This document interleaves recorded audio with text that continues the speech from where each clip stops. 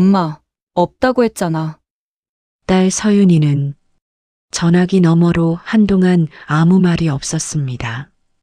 분양금이 급하다며 2천만 원을 빌려달라던 딸이었습니다. 그런데 저는 아들 민석이 차 바꾸는데 그 돈을 보태주고 말았습니다. 그날 저녁 민석이는 아무 일도 아니라는 듯 웃으며 말했습니다. 허윤이도 알고 있는 줄 알았지? 이번에 엄마가 2천 보태준 거 말이야. 저는 물을 따르던 손을 멈췄습니다. 몇 달 전 서윤이는 아파트 분양 계약 때문에 처음으로 제게 돈 이야기를 했었습니다. 그 아이는 원래 제게 돈 부탁을 하던 애가 아니었습니다. 이야기가 마음에 남으시면 구독으로 함께 해주세요. 서윤이는 어릴 때부터 야무진 아이였습니다.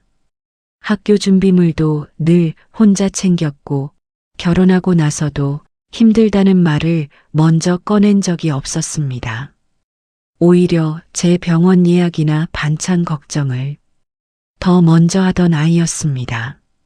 그래서 그날 전화가 더 낯설었습니다. 한참 말을 돌리던 서윤이가 조심스럽게 말했습니다. 엄마, 혹시 잠깐 2천만 원만 빌릴 수 있을까? 가슴이 철렁 내려앉았습니다. 분양받은 아파트 계약 문제라고 했습니다. 대출 날짜가 밀리면서 잠깐 돈이 비게 됐다고 했습니다. 서윤이가 미안한 목소리로 덧붙였습니다. 갚을 수 있어. 진짜 잠깐만 필요한 거야. 하지만 그때 제 돈은 적금에 묶여 있었습니다.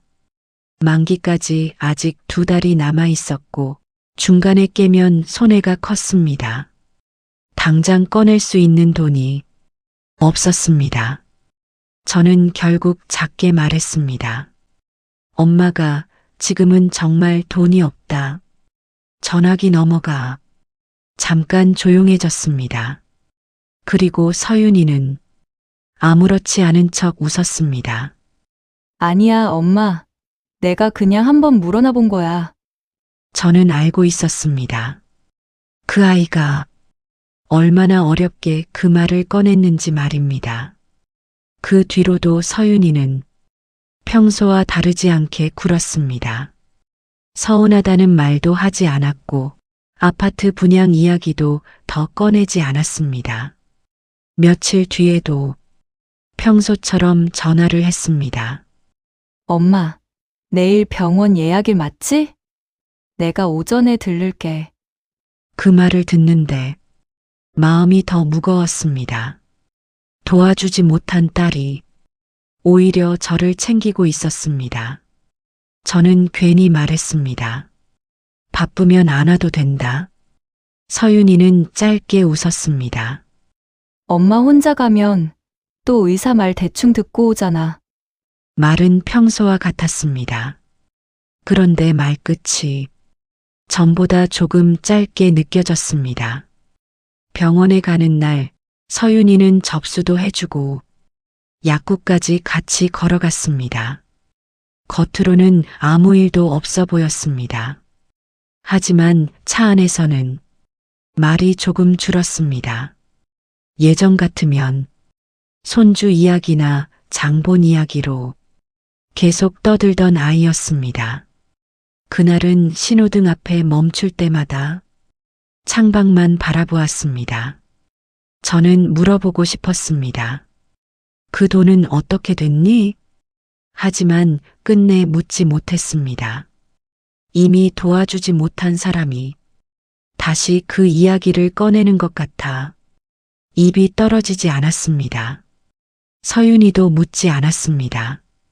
엄마, 적금은 언제 끝나? 그 한마디를 할 수도 있었을 텐데 끝까지 하지 않았습니다. 그 아이는 원래 그랬습니다.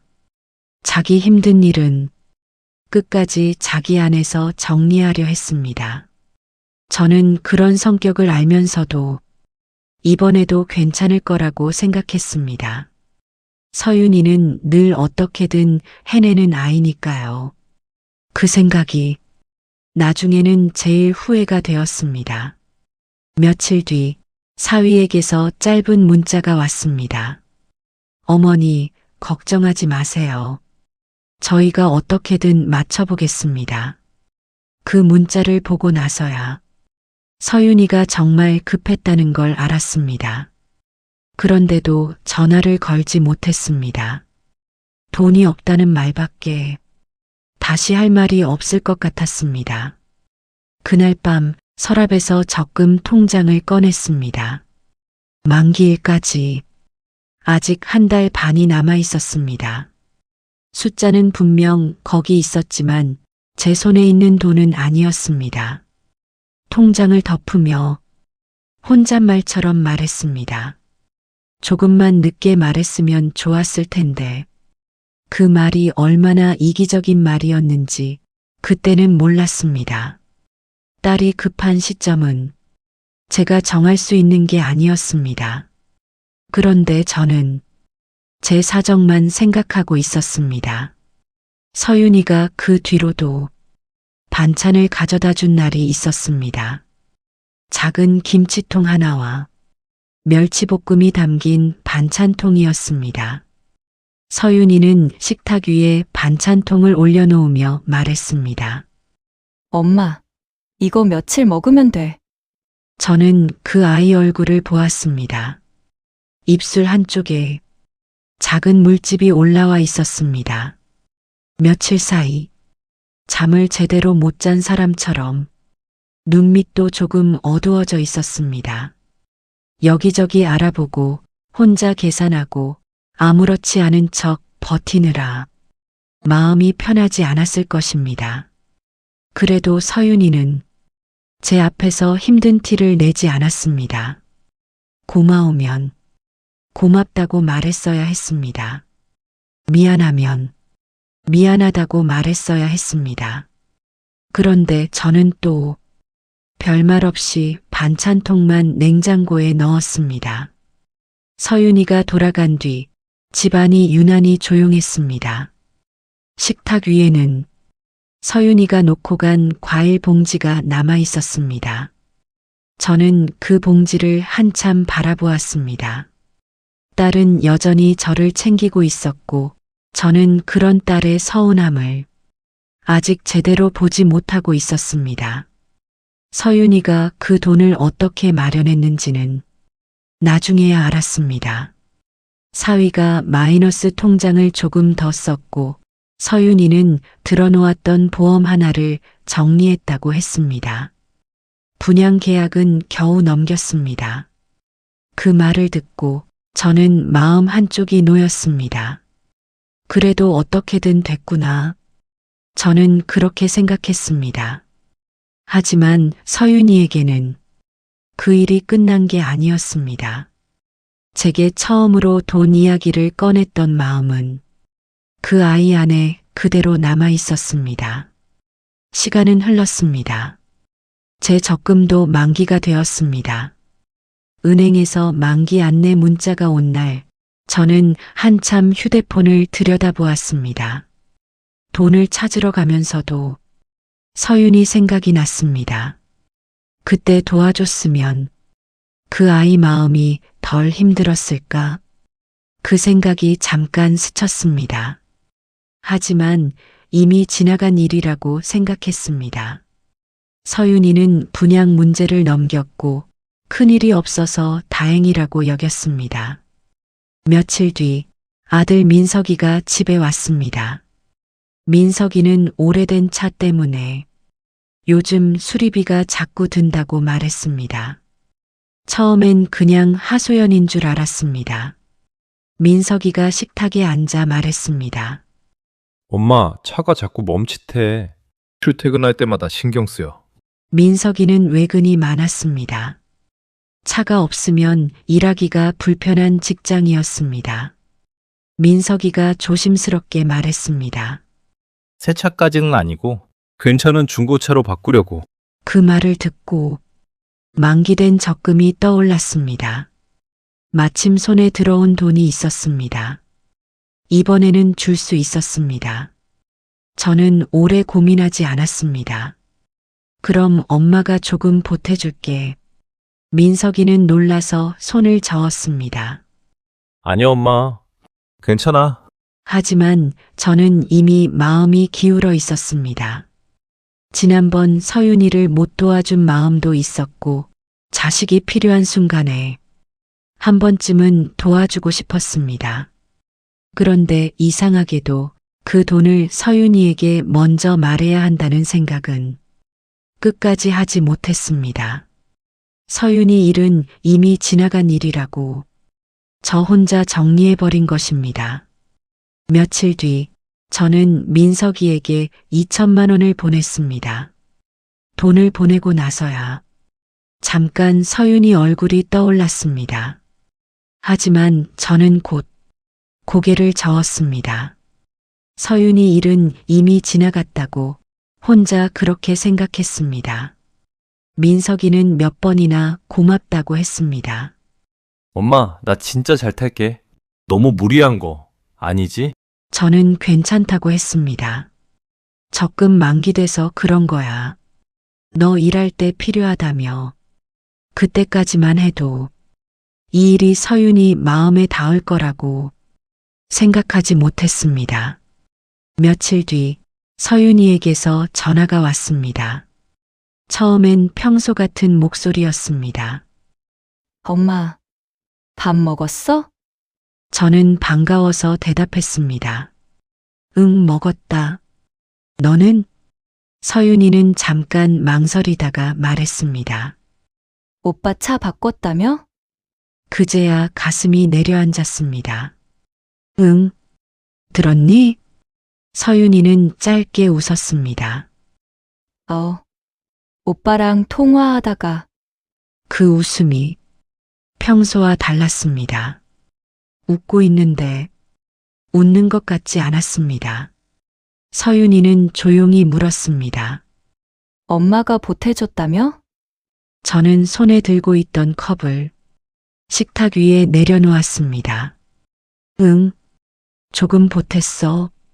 서윤이는 더 묻지 않았습니다. 그 침묵이 저를 더 불안하게 했습니다. 한참 뒤 서윤이가 낮은 목소리로 말했습니다. 엄마, 그때는 없다고 했잖아. 그 말에 저는 아무 대답도 하지 못했습니다. 그때는 묶여있던 돈이었습니다. 지금은 손에 들어온 돈이었습니다. 그 차이를 서윤이 마음 앞에서 어떻게 설명해야 할지 몰랐습니다. 며칠 동안 서윤이는 먼저 연락하지 않았습니다. 평소 같으면 아침에 짧은 안부라도 보냈습니다. 엄마, 오늘 춥대. 약 챙겨 먹어. 점심 굶지 말고.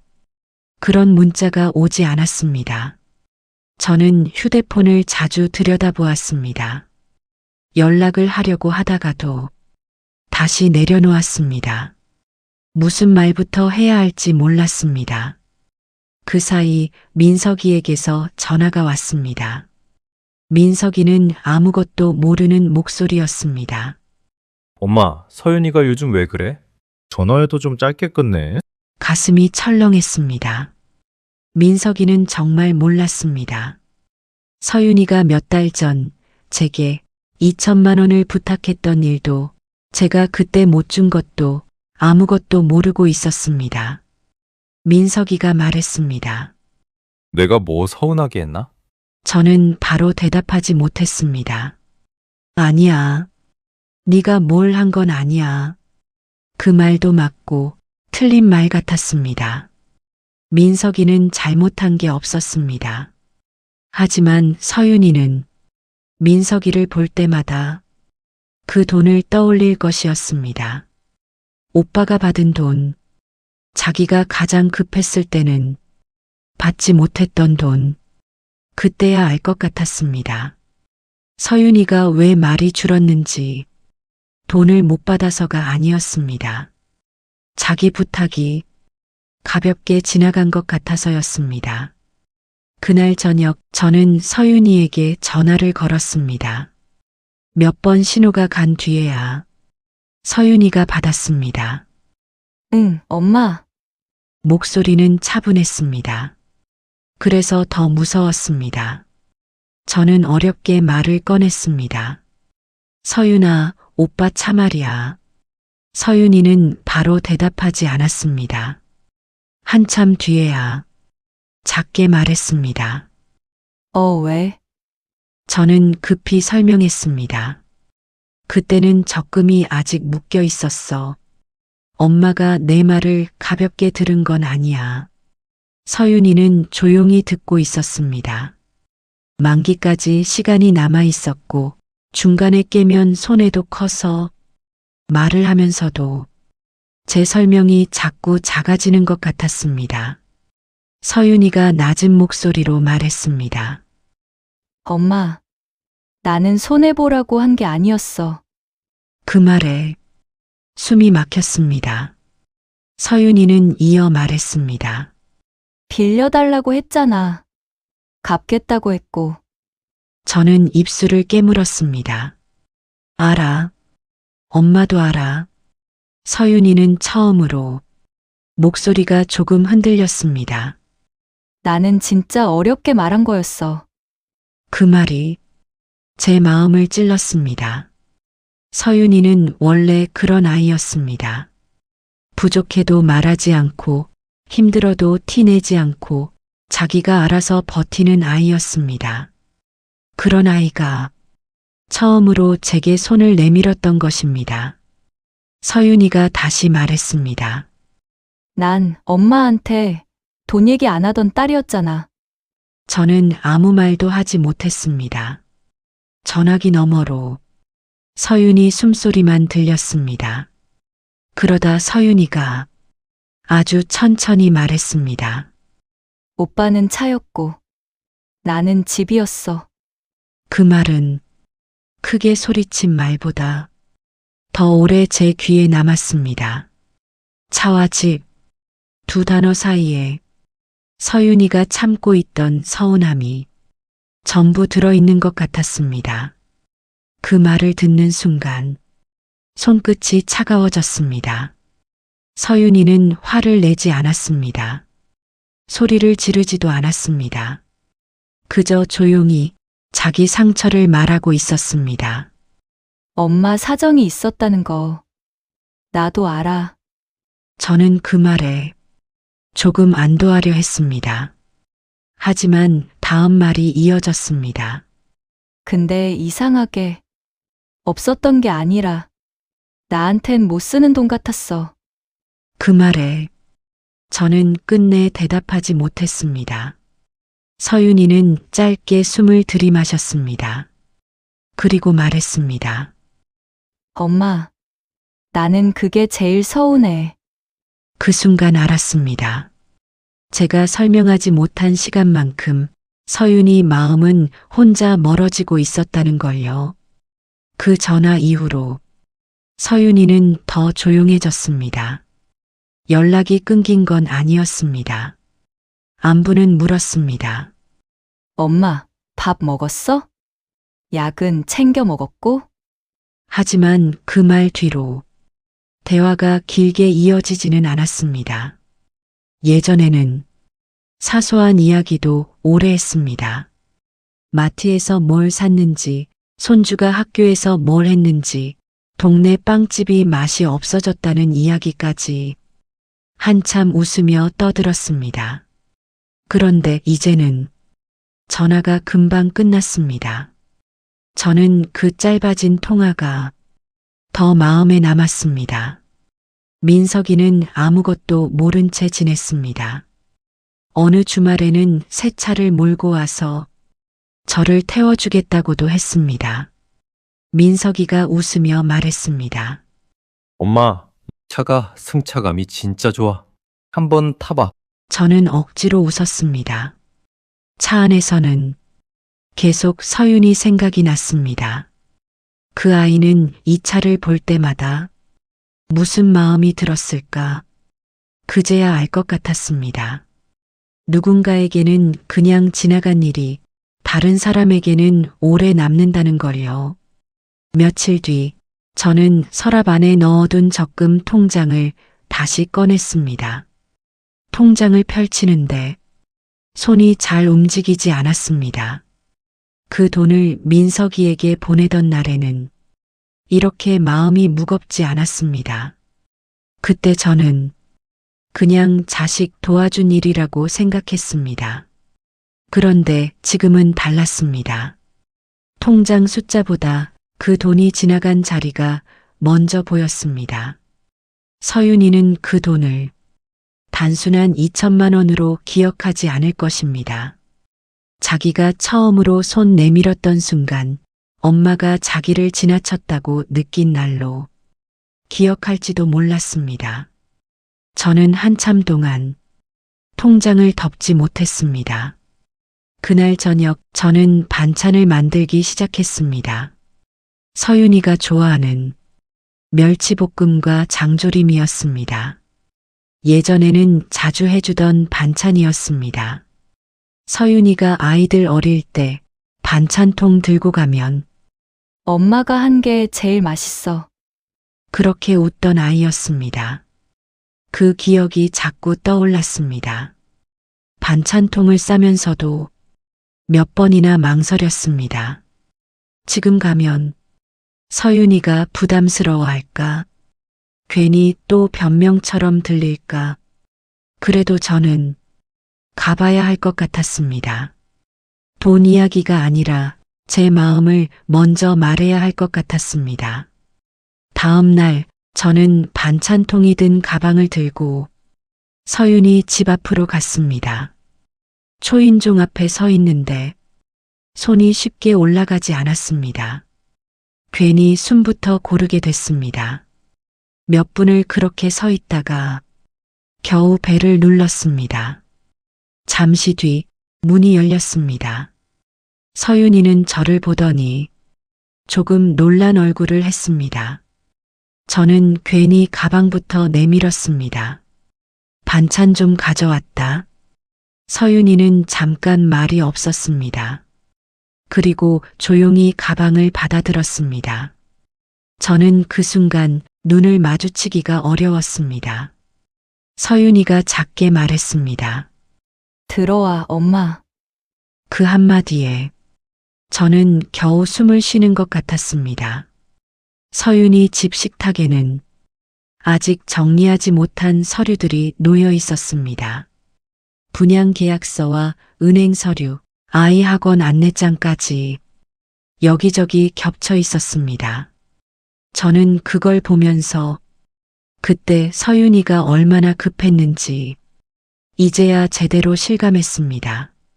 그런데도 그 아이는 제 앞에서 힘든 티를 내지 않았습니다. 저는 괜히 물컵만 만지작거렸습니다. 무슨 말부터 해야 할지 몰랐습니다. 한참 뒤 제가 먼저 입을 열었습니다. 엄마가 생각이 짧았다. 서윤이는 아무 말 없이 듣고 있었습니다. 저는 천천히 말했습니다. 엄마는 그때 내 사정만 보고 있었어. 그런데 내가 어떤 마음으로 그 말을 꺼냈는지는 제대로 못 봤다. 말을 하다가 목이 메었습니다. 엄마는 그냥 지나간 일이라고 생각했다. 그 말에 서윤이가 고개를 숙였습니다. 저는 조심스럽게 말을 이었습니다. 근데 너는 아니었던 거지. 한동안 조용했습니다. 주방 쪽에서 냉장고 돌아가는 소리만 들렸습니다. 서윤이는 한참 뒤에야 입을 열었습니다. 엄마, 응, 저번에도 말했지만 나 정말 돈 때문에 서운한 거 아니야. 그 말에 저는 더 미안해졌습니다. 서윤이는 작게 웃었습니다. 그날 엄마한테 전화할 때 진짜 많이 망설였거든. 저는 아무 말도 하지 못했습니다. 엄마한테까지 말하면 내가 진짜 어려운 사람 되는 것 같아서. 그 말을 듣는데 가슴이 저릿했습니다. 그제야 알았습니다. 서윤이에게 그 부탁은 돈 이야기가 아니라 자존심을 내려놓는 일이었다는 걸요. 서윤이가 물컵을 만지며 말했습니다. 근데 오빠는 아무렇지도 않게 받았잖아. 저는 그 말에 고개를 들지 못했습니다. 민석이는 정말 몰랐을 것입니다. 하지만 모른다고 해서 상처가 없어지는 건 아니었습니다. 한참 뒤 서윤이가 반찬통 뚜껑을 열었습니다. 엄마 장조림 냄새 그대로네. 그 말에 저는 겨우 웃었습니다. 큰 화해는 없었습니다. 서운했던 마음이 하루 만에 다 사라지는 것도 아니었습니다. 그래도 그날 서윤이는 제가 가져간 반찬통을 빈손으로 돌려보내지 않았습니다. 집으로 돌아오는 길, 저는 차창 밖을 오래 바라보았습니다. 그날 저는 다시 알았습니다. 가족은 돈 때문에 멀어지는 게 아니라 서운한 마음을 늦게 설명해서 멀어진다는 걸요. 이 이야기가 마음에 남으셨다면 은빛 이야기를 계속 들려드리겠습니다. 구독으로 함께 해주세요. 여러분이라면 가족에게 처음으로 어렵게 도움을 부탁했던 순간 어떤 마음이 가장 오래 남으셨을까요? 댓글로 남겨주세요.